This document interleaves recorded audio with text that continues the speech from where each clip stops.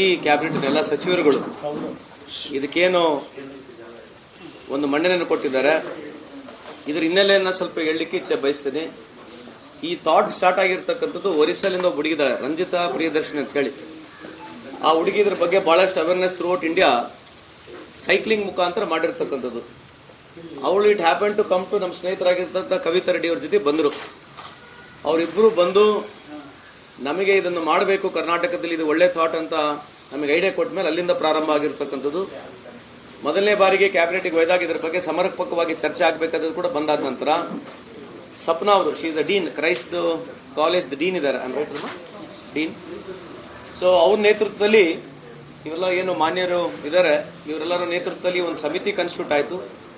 ಈ ಸಮಿತಿ ಕಾನ್ಸ್ಟಿಟ್ಯೂಟ್ ಆದ ನಂತರ ಬಹಳಷ್ಟು ವಿಚಾರಗಳನ್ನ ಇಂಡಸ್ಟ್ರಿ ವೈಸು ಸಂಬಂಧಪಟ್ಟಿರ್ತಕ್ಕಂಥವ್ರು ಯಾರಿದ್ದಾರೆ ಎಲ್ಲರ ಜೊತೆ ಅವರು ಚರ್ಚೆ ಮಾಡಿ ಸುಮಾರು 75ಕ್ಕೂ ಹೆಚ್ಚು ಜನರು ಇದರಲ್ಲಿ ಭಾಗವಹಿಸಿ ಪರ ವಿರೋಧ ಇರತಕ್ಕಂಥ ಅಭಿಪ್ರಾಯಗಳನ್ನು ಕೊಟ್ಟ ನಂತರ ಸಪ್ನಾ ಅವರ ನೇತೃತ್ವದಲ್ಲಿರ್ತಕ್ಕಂಥ ಈ ಸಮಿತಿ ನಮಗೆ ವರದಿಯನ್ನು ಸಲ್ಲಿಸಿತ್ತು.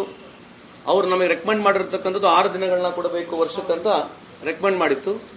ಅದನ್ನು ನಾವು 6 ದಿನಕ್ಕೆ ಬೇಡ 12 ದಿನಕ್ಕೆ ಮಾಡಬೇಕಂತ ಹೇಳಿ ನಾವು ನಮ್ಮ ಇಲಾಖೆ ವತಿಯಿಂದ ನಾವು ಪ್ರಸ್ತಾವನೆಯನ್ನು ಸರ್ಕಾರಕ್ಕೆ ಸಲ್ಲಿಸಿದಾಗ ಸರ್ಕಾರ, ಕ್ಯಾಬಿನೆಟ್ ಸಚಿವರು, ಎಲ್ಲರೂ ಸಚಿವರು, ಮಾನ್ಯ ಮುಖ್ಯಮಂತ್ರಿಯವರು ನಮಗೆ ಅನುಮೋದನೆ ಕೊಟ್ಟಿದ್ದಾರೆ. ಇವತ್ತು ಇಡೀ ಭಾರತ ದೇಶದಲ್ಲಿ ಇದೊಂದು ಪ್ರೋಗ್ರೆಸಿವ್ ಬಿಲ್ ಆಗಿ ಹೊರಗೆ ಬಂದಿದೆ.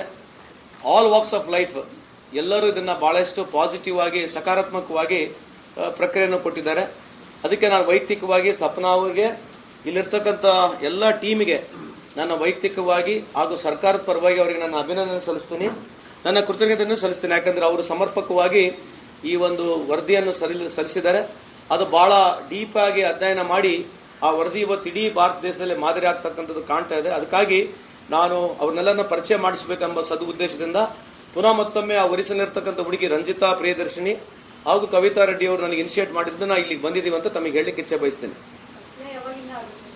ಇದನ್ನ ಒಂದು ಕಾರ್ಯಕ್ರಮ ಮುಖಾಂತರ ಮಾಡಬೇಕು. ಇನ್ನೊಂದು 1-2 ತಿಂಗಳವರೆಗೆ ಇದನ್ನ ಸಂಪೂರ್ಣವಾಗಿ ಇದನ್ನು ಯಾವ ರೀತಿ ಇಂಪ್ಲಿಮೆಂಟ್ ಮಾಡ್ಬೇಕಂತ ಹೇಳಿ ನಾವು ನಮ್ಮ ಇಲಾಖೆಯವರು ಚರ್ಚೆ ಮಾಡಿ ಇನ್ನು ಮುಂದೆ ಬರ್ತಕ್ಕಂಥ ಇಂಪ್ಲಿಮೆಂಟ್ ಮಾಡ್ತೀವಿ. ಆಮೇಲೆ ಎಲ್ಲ ನಮ್ಮ ಈ ಕಮಿಟಿಯ ಮೆಂಬರು ಅವರ ಹೆಸರು ಬಗ್ಗೆ ನನ್ನ ಹೆಸರುಗಳನ್ನ ಹೇಳಲಿಕ್ಕೆ ಇಚ್ಛೆ ಬಯಸ್ತೀನಿ.